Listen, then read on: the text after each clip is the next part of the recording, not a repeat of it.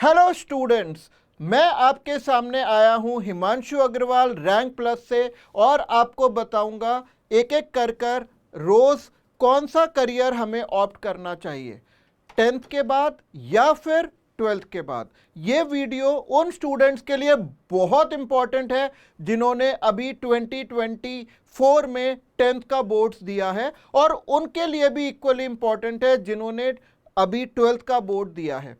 Medical as a career, तो सबसे पहला क्वेश्चन है medical as a career why, हमें क्यों सेलेक्ट करना है इसको करियर की तरह। Number 1, the most important thing is it is a noble profession. ये एक नोबेल प्रोफेशन है। क्यों है? क्योंकि हम यहाँ पर लोगों की लाइफ बचाते हैं, उनको ट्रीट करते हैं।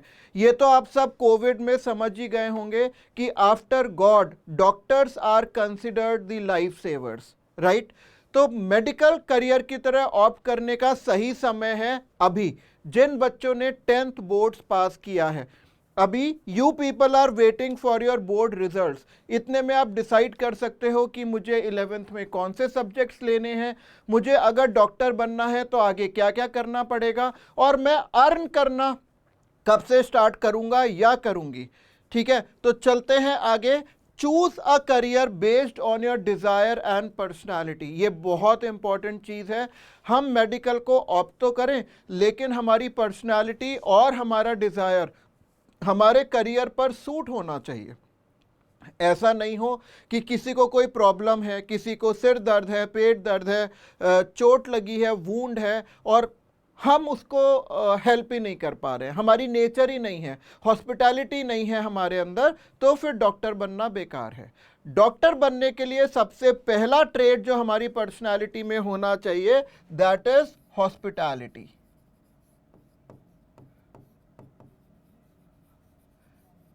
दूसरी जो चीज होनी चाहिए वो होनी चाहिए काइंडनेस, और तीसरा होना चाहिए feeling to help and cure others. अगर ये सारे ट्रेट्स, ये सारे फैक्टर्स हमारे नेचर में हैं, then only we should opt medical as a career, right. आगे बढ़ते हैं। अब है what stimulated to select this as a career. भाई ऐसा नहीं है ना कि अच्छा, एक और चीज जो देखने को मिली है वो ये मिली है कि बच्चे 11th में मैथ्स छोड़ के बायो लेते हैं क्योंकि उनको लगता है मैथ्स डिफिकल्ट है, इसलिए हम बायोलॉजी ले लेते हैं। डू नॉट डू दिस, ये हमें नहीं करना है। हमें बायोलॉजी तभी लेनी है जब हमें मेडिकल या उससे रिलेटेड बाकी फील्ड्स में एक्सेल करना है, क्योंकि हमारी विश है हमें डॉक्टर बनना है। मेरा एक फ्रेंड है, वो एक रिनोन डॉक्टर है, और उसको डॉक्टर बनाया एक छोटे से इंसिडेंस ने। वो अपने पापा के साथ किसी की शादी में गया था, वहाँ पर उसके अंकल को हार्ट अटैक आया, है ना, और उस भीड़ में से एक लड़का भागकर आया, उसे माउथ टू माउथ वेंटिलेशन की प्रोसीजर पता थी, and he saved his uncle. तब उसने सोचा कि मुझे भी डॉक्टर बन के दूसरों की सेवा करनी है, दूसरों को क्योर करना है। तो उस एक पर्टिकुलर इवेंट ने उसको डॉक्टर बनने के लिए स्टिमुलेट किया, प्रमोट किया। So there should be a reason why you want to become a doctor. ऐसे ही नहीं कि मेरे दोस्त डॉक्टर बनना चाहते हैं तो मैं भी डॉक्टर बन जाता हूं, मेरे दोस्त इंजीनियर बनना चाहते हैं तो मैं इंजीनियर बन जाता हूं। No, a big no. So you should have a reason to become a doctor. Next is when to decide. आपको कब डिसाइड करना है? Just after 10th boards. Board exams के बाद आपको डिसाइड कर लेना है। वैसे आजकल तो कंपटीशन का इतना ज़्यादा क्रेज हो गया है कि बहुत लोग 6-7 से ही एक इंक्लिनेशन आ जाते हैं, but in 6th and 7th standard you are too young, है ना। अपने आप को थोड़ा मैच्योरिटी लेवल पर लेकर आओ, बोर्ड एग्जाम्स अच्छे से पढ़ो, 10th तक की अपनी मैथ्स बहुत अच्छे से पढ़ो, और 10th बोर्ड जब दे दो और उसके रिजल्ट आने में 1 महीना 1.5 मंथ्स होते हैं, उस टाइम पर decide what career you want to opt for, right. Now what subjects to opt in grade 11th। अगर आपको डॉक्टर बनना है तो आपको कौन कौन से सब्जेक्ट्स लेने पड़ेंगे? Number 1 will be physics, number 2 chemistry, number 3 biology, number 4 English. These are the 4 compulsory subjects which you have to take if you want to become a doctor, and these subjects you have to select for class 11, right? Number 5, मैं तो suggest करता हूं बच्चों को कि 5th subject में आप PE लीजिए। PE stands for physical education. इसके अलावा अगर आप मैथ्स ले सकते हो तो आपको मैथमेटिक्स लेने चाहिए, because there is always a plan B. अगर मेडिकल में किसी वजह से सिलेक्शन नहीं होता है तो मैथ्स अगर 12th तक रहती है तो आपको फायदा ही होगा। और you can opt for computers, you can opt for Hindi, you can opt for psychology. There are lot many subjects. इनमें से किसी एक सब्जेक्ट को सेलेक्ट करना है, बट मैं पीई इसलिए सजेस्ट करता हूं क्योंकि it saves time. Come time में पीई को पढ़कर आप अच्छे मार्क्स ला सकते हो और आप 11th और 12th के टाइम पर आप इन तीनों सब्जेक्ट को ज़्यादा स्टडी आवर्स डिवोट कर सकते हैं, right. Now first step, what is the first step? The first step is preparation for NEET exam during 11th and 12th। Suppose आप 2024 में 10th का बोर्ड में अपीयर हुए हैं, इसी साल आप 11th करेंगे, फिर 12th करेंगे। 12th के बोर्ड एग्जाम्स होंगे फरवरी मार्च 2026 में। उसी साल मई के फर्स्ट संडे को आपका नीट यूजी एग्जाम होगा। This exam is known as NEET UG, national eligibility entrance test for UG undergraduate. और यूजी में क्या होता है? यूजी में आपको मिलता है MBBS और you can go for BDS। MBBS is Bachelors of Medicine and Bachelors of Surgery. BDS is Bachelors of Dental Surgery, and you can also opt for BAMS Ayurveda, then BHMS or BUMS. So today we are going to talk in details about the MBBS. MBBS is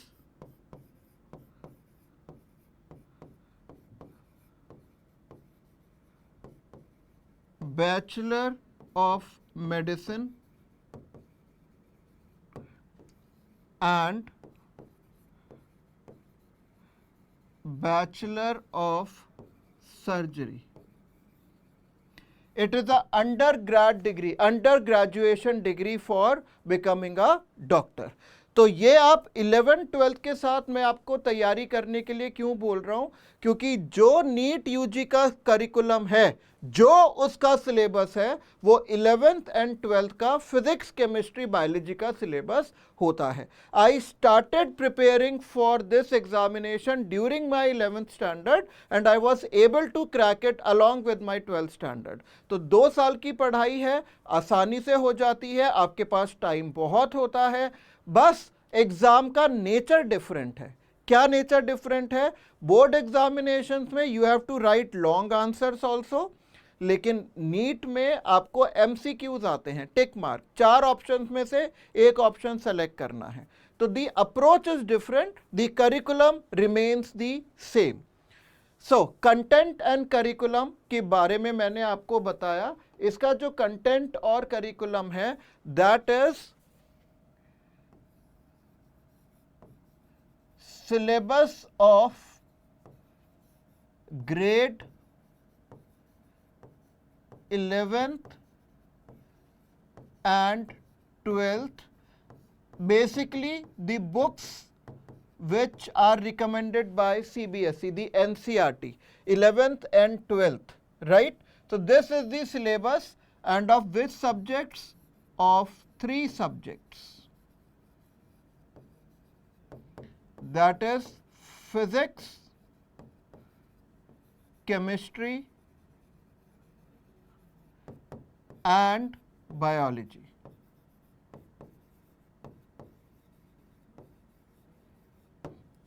ठीक है, बस paper का nature different है, curriculum remains the same. आपको 2 साल मिल जाते हैं 11th और 12th, और आप फ्रेशर्स कहलाते हो। और अगर आप 12th के साथ नीट यूजी निकाल लेते हो, so it is a proudful moment, you know. और आपको बोला जाता है you have cleared the NEET in the 0 attempt.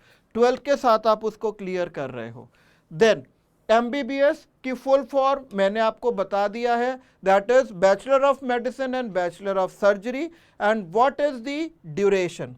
इसकी जो ड्यूरेशन होती है that is 4.5 years। This is study, मतलब आप लोगों की क्लासेस चलेंगी, plus an internship, plus 1 year, and this 1 year you have to undergo an internship। Internship का मतलब होता है आपका प्रैक्टिकल, आपको पेशेंट देखना आप शुरू कर देते हैं, ठीक है। अब ये जो 4.5 years हैं, ये अगर आप जनवरी फरवरी ऐसे काउंट करोगे तो ये 4.5 years होते हैं। लेकिन ये 4.5 years एक्चुअली हम ईयर्स के उस हिसाब से गिनते हैं।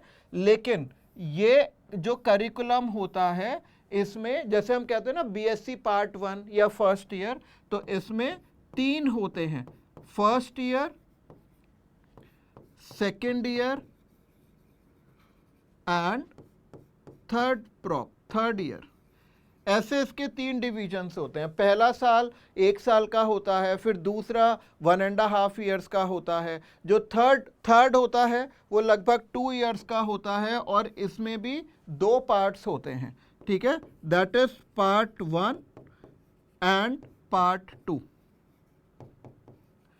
जनरली आप जब 12th क्लियर करते हैं उस साल आप 17 years के होते हैं। 17 साल की एज में अगर आप सेलेक्ट होते हैं तो 18, 19, 20, 21, 22, 22.5, 22.5 साल में आप इंटर्नशिप करके डॉक्टर की डिग्री के साथ आप एक डॉक्टर बन जाते हैं।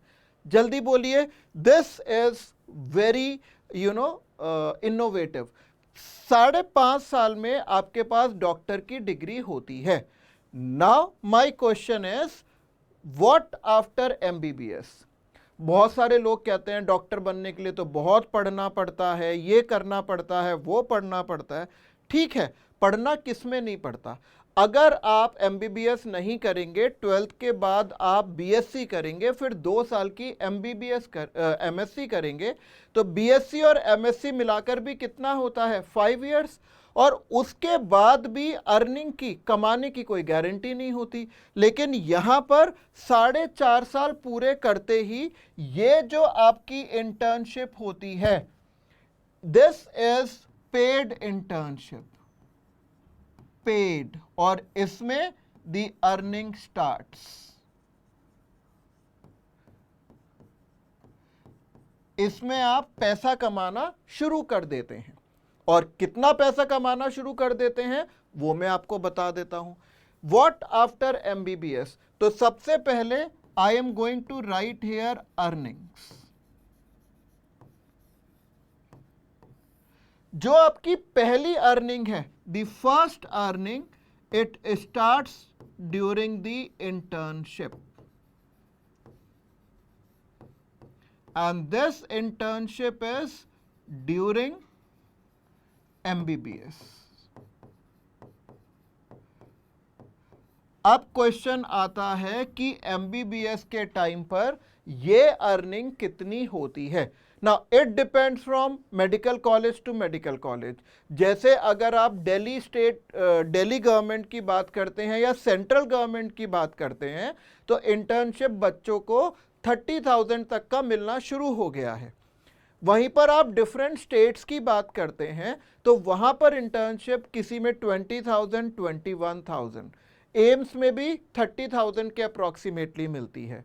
जो सेंट्रल गवर्नमेंट है, ESIC के कॉलेजेस हैं, वहाँ पर इंटर्नशिप बहुत ज़्यादा मिलती है. स्टेट्स में कहीं पर 18,000 मिलती है, कहीं पर 14,000 मिलती है, और ये डिपेंड करता है कॉलेज टू कॉलेज पर. तो हम यहाँ पर 12,000 से 30,000 की इंटर्नशिप मानकर चलते हैं. Now if you go to south Indian colleges, वहाँ पर इंटर्नशिप कम है, 12,000 है, कहीं पर 15,000 है, कहीं पर 14,000 है.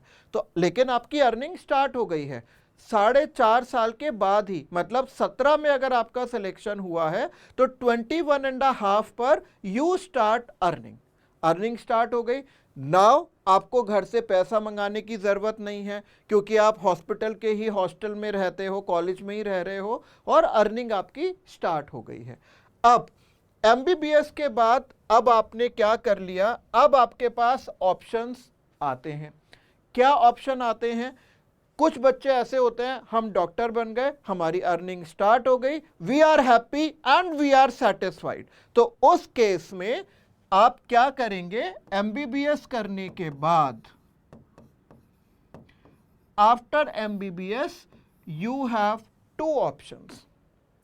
या तो आप करेंगे मेडिकल ऑफिसर बन जाएंगे, MO.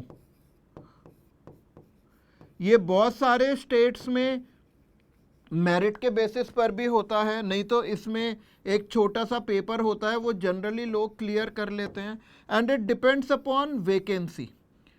आपको पता है बहुत सारे मेडिकल कॉलेजेस में बॉन्ड भी होता है, तो MBBS के बाद मेडिकल ऑफिसर की जॉब करना ज़रूरी होता है. कहीं पर 1 साल का बॉन्ड होता है, कहीं पर 2 साल का बॉन्ड होता है.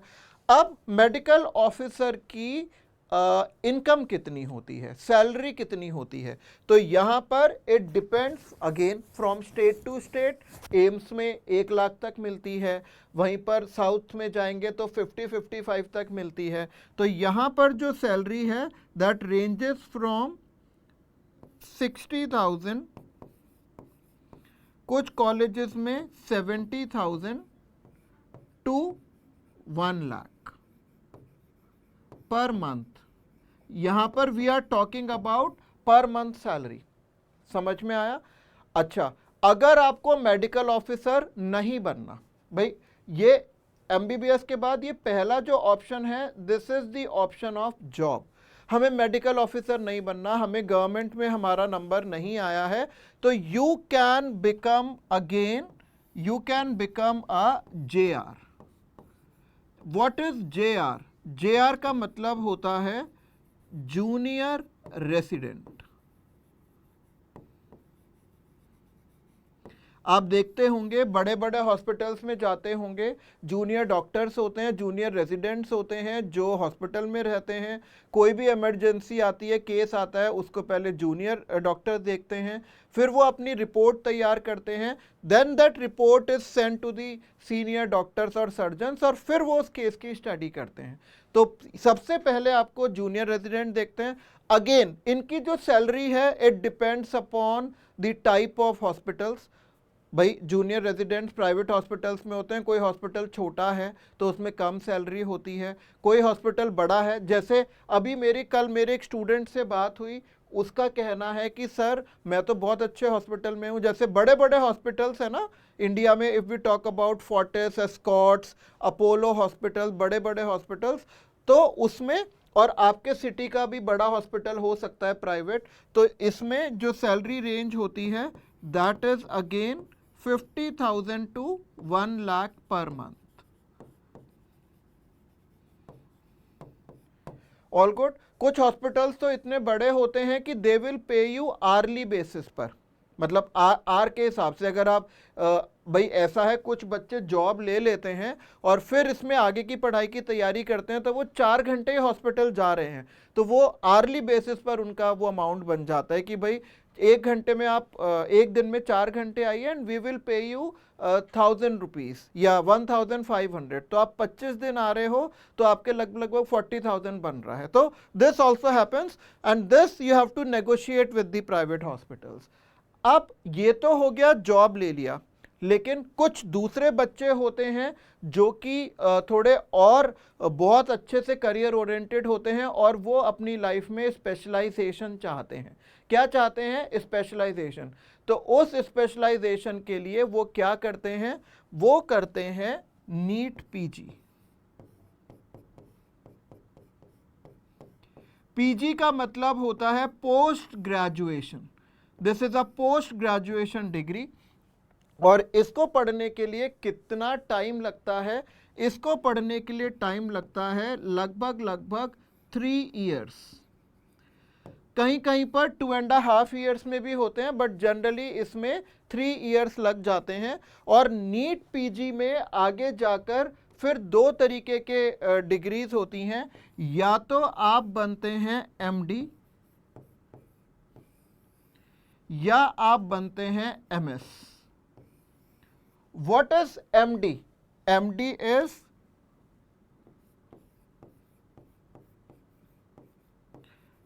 Doctor of Medicine and MS is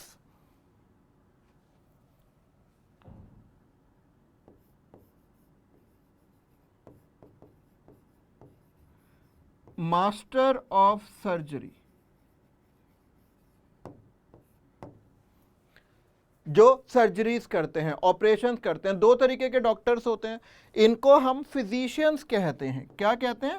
physicians. जैसे आपको बुखार होता है या कोई गड़बड़ियां हैं, एंडोक्राइनोलॉजिस्ट हैं डॉक्टर, जो केवल आपको देखकर दवाइयों से ट्रीट करते हैं। और on the other hand surgeons होते हैं। ठीक है, तो इसमें जब आप नीट पीजी कर रहे होते हो तब भी आपको सैलरी मिलती है। ये मैं इसलिए बता रहा हूं क्योंकि एक बार आपने एमबीबीएस के बाद इंटर्नशिप की, आपकी सैलरी स्टार्ट हो गई। तो ये नीट पीजी जो आप 3 साल की करते हैं, इसमें भी आपको सैलरी मिलती है और इसको हम कहते हैं सैलरी, या अच्छे से अच्छे टर्म्स में we call it as stipend. क्या कहते हैं बच्चे? स्टाइपेंड। और यहां पर सैलरीज कितनी मिलती हैं? ये भी अगेन इट डिपेंड्स। इसमें जो ग्रेड होता है वो यही वाला होता है। तो इसमें भी जो सैलरी होती है वो होती है 50,000 टू 1 लाख पर मंथ। और इनको जो पीजी कर रहे होते हैं, इनको भी किस नोटेशन से हम बुलाते हैं? इनको हम जेआर कहते हैं, जूनियर रेसिडेंट्स। ये पढ़ाई भी करते हैं और फिर वो भी करते हैं। अब कुछ पढ़ाई तो डॉक्टर अब आप पूरे बन गए हैं, और इन कुछ फील्ड्स ऐसी होती है जो यहीं पर रुक जाती हैं। जैसे आपकी न्यूट्रिशनिस्ट, जो आपका आप बड़े बड़े हॉस्पिटल्स में जाते हैं, वहाँ पर एक न्यूट्रिशन वाली डॉक्टर होती हैं। तो या फिर ये डर्मेटोलॉजी, ठीक है, ये स्किन के जो डॉक्टर्स होते हैं, या फिर गायनेकोलॉजिस्ट। तो गायनेकोलॉजिस्ट ये भी हो सकती हैं, गायनेकोलॉजिस्ट एमएस भी होते हैं। तो इनकी पढ़ाई तो यहाँ पर ख़त्म हो जाती है। लेकिन उसके बाद कुछ और भी अगर करना चाहें तो I am going to tell you step number 3। एक चीज मैं लिख रहा हूं, आफ्टर एमडी और एमएस आपको क्या, अगर आप हॉस्पिटल्स में जॉब कर रहे हो, you will be known as SR. SR का मतलब होता है सीनियर रेसिडेंट। और सीनियर रेजिडेंट को कितनी तनख्वाह मिलती है? ये होती है 1 lakh to 2 lakh per month.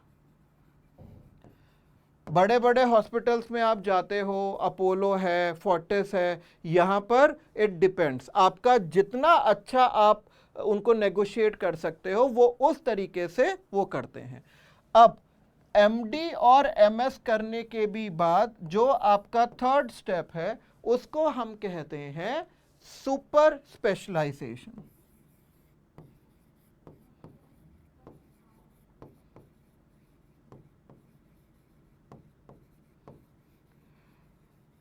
ये जो सुपर स्पेशलाइजेशन होता है, ये तो बहुत सारे डॉक्टर्स जो हैं इसको हम कहते हैं, इस डिग्री को हम बोलते हैं DM, doctorate, not doctor, doctorate, doctorate of medicine, medicine में एमडी। ठीक है, तो ये सुपर स्पेशलाइजेशन जो कर लेता है उसकी सैलरी तो उसकी इंटेलिजेंस के बेसिस पर और भी बढ़ती जाती है। तो ये बात ध्यान रखना। हम इधर आए पीछे, हमने एमबीबीएस किया, 4.5 ईयर्स की क्लासेस की, 1 साल की इंटर्नशिप की, इसमें हमें सैलरी मिलना स्टार्ट हो गई है। तो बस हार्ड वर्क और लेबर कितने टाइम का है? 4.5 साल का। अगर आप इसकी बजाय बायोलॉजी लेकर बीएससी एमएससी करेंगे तब भी आपको 5 साल लगेंगे। इसमें 4.5 के बाद ही पैसा मिलना शुरू हो गया, उसमें 5 साल के बाद, वो मैं आपको दूसरे वीडियो में बताऊंगा कि उसमें कब से इनकम शुरू होती है और कब से हम कमाना शुरू कर देते हैं।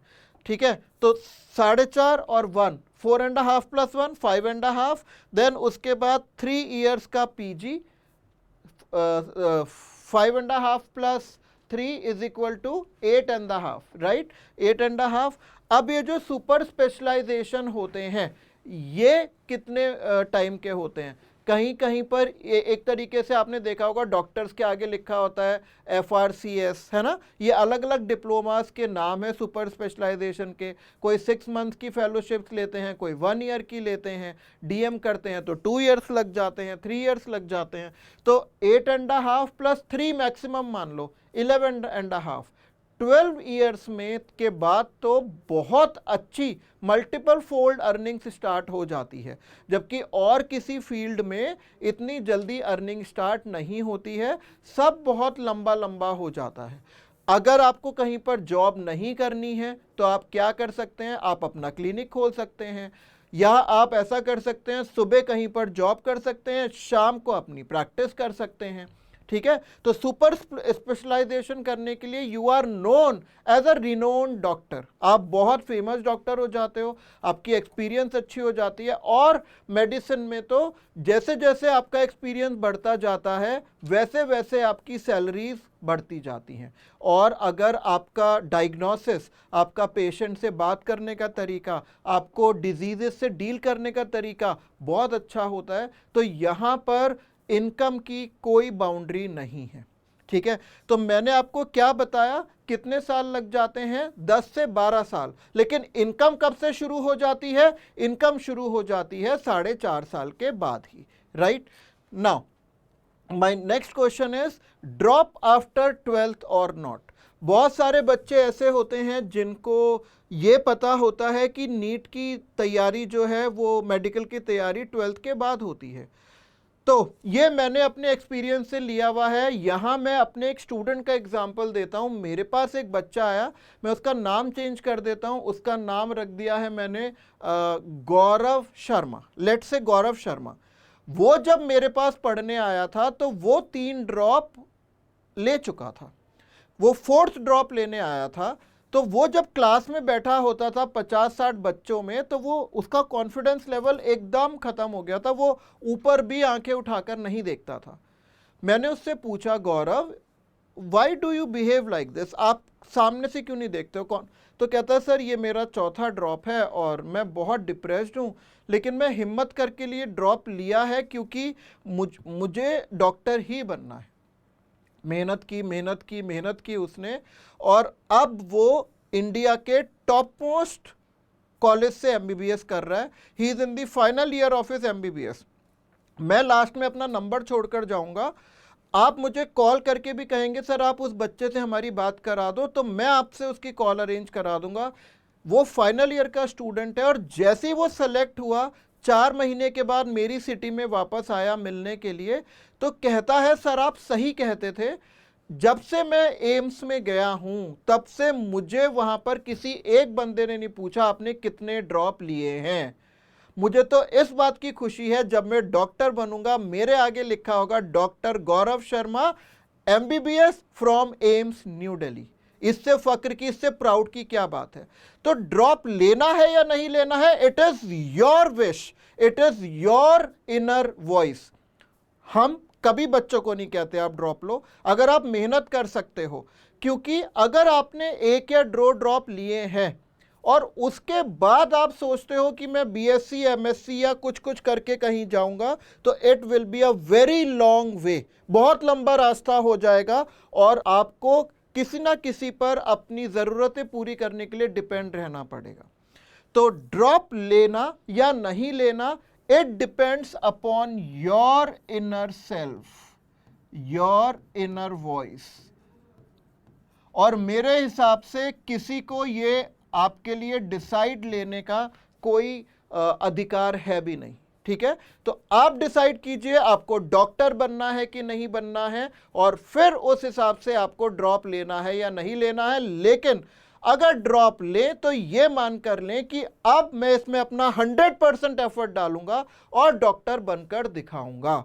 क्योंकि एक डॉक्टर और एक टीचर, दो प्रोफेशन ऐसे हैं जो कभी खाली नहीं बैठ सकते, उनको तो इनकम होनी ही होनी है। ठीक है, सो ड्रॉप आफ्टर 12th और not, it solely depends upon your inner power. आप उतना हार्ड वर्क कर सकते हैं या नहीं कर सकते। Now again the option says BSc, MBBS और बीएससी। यहां पर if we are talking about MBBS, the earning definitely, और मैं डेफिनेटली पर अंडरलाइन कर रहा हूं, मतलब जरूरी से, definitely starts just at 4.5 years. But if you are doing BSc, if you are doing graduation, तो आपने BSc की है 3 years, राइट, प्लस उसके बाद आपको पढ़ना पड़ेगा MSc 2 years, नो अर्निंग। खाली MSc आपने करी है, आपको अर्निंग नहीं होगी। इसके साथ आपको या तो 2 इयर्स की करनी पड़ेगी बीएड, और बीएड के बाद भी आपको कुछ एग्जाम देने पड़ेंगे, सीटेट, पीटेट, तब आपकी टीचर की उसमें जॉब लग जाएगी। अगर आप बीएड नहीं करते हो तो you have to do PhD, और अगर आप अच्छी यूनिवर्सिटी से पीएचडी करते हैं तो it will take a time of 5 to 6 years। तो 3 to 5 और to 7, either 7 years और 5 plus 6, 10 to 11 years। और उसके बाद भी सैलरी कितनी मिलेगी या नहीं मिलेगी, इट डिपेंड्स, कोई श्योरिटी नहीं है, रास्ता भी लंबा है, जटिल है। हाँ, पीएचडी करके आप साइंटिस्ट बन सकते हैं, लेकिन ये साइंटिस्ट कब बनते हो आप, जब आपको साइंस में कुछ करने का जज्बा हो। कहते हैं ना, साइंटिस्ट वही बनता है जिसको साइंस में इन्वेंशंस और डिस्कवरी का कोई कीड़ा होता है, तब वो साइंटिस्ट बनता है। अगर मन नहीं है, सिर्फ इस रास्ते से बचने के लिए साइंटिस्ट बनना है, तो वो आपको कहीं पर भी नहीं लेके जाएगा। तो मैं ऐसा नहीं कह रहा हूं कि मेडिकल में सिलेक्शन नीट यूजी में बहुत इजी है, लेकिन बहुत टफ भी नहीं है। वो बिल्कुल हलवा भी नहीं है तो कांटों की धार भी नहीं है। नीट यूजी की तैयारी के लिए आपको सिर्फ पंक्चुअल और ऑनेस्ट होना पड़ेगा, डेली का डेली पढ़ना पड़ेगा, डाउट्स पूछने पड़ेंगे। सो it is easy to prepare for NEET UG in your early age when you have completed your 15 years या 17 years। 10th बोर्ड दिए हैं, 15 साल के हो जाओगे, लाइफ सेट हो जाएगी और आप हो जाओगे स्टेबल। कम एज में, कम टाइम में स्टेबल हो जाओगे और अर्न करना शुरू कर दोगे। अगर अर्न करना शुरू कर दोगे तो कॉन्फिडेंस आ जाएगा, और अगर कॉन्फिडेंस आ जाएगा तो आगे बढ़ते जाओगे, और फिर आप कमाते कमाते भी कुछ सुपर स्पेशलाइजेशन की फेलोशिप्स, डिप्लोमास कर सकते हो, और वो आपकी सैलरी में आगे ऐड ऑन होती जाएंगी। ठीक है बच्चों, so this was the today's lecture या today's video for medical as a career. So join me for more such videos, and if you need any counseling, so we provide this counseling absolutely free of cost, and you have to just dial the number which I am giving you over the board, that is 9116 300 300. Or you can also find this number on the website of Rank Plus, and you can download the app of Rank Plus from the Play Store, both Windows and iOS. So students, will meet you with another such video of another career option. Till then, all the best and have a nice day.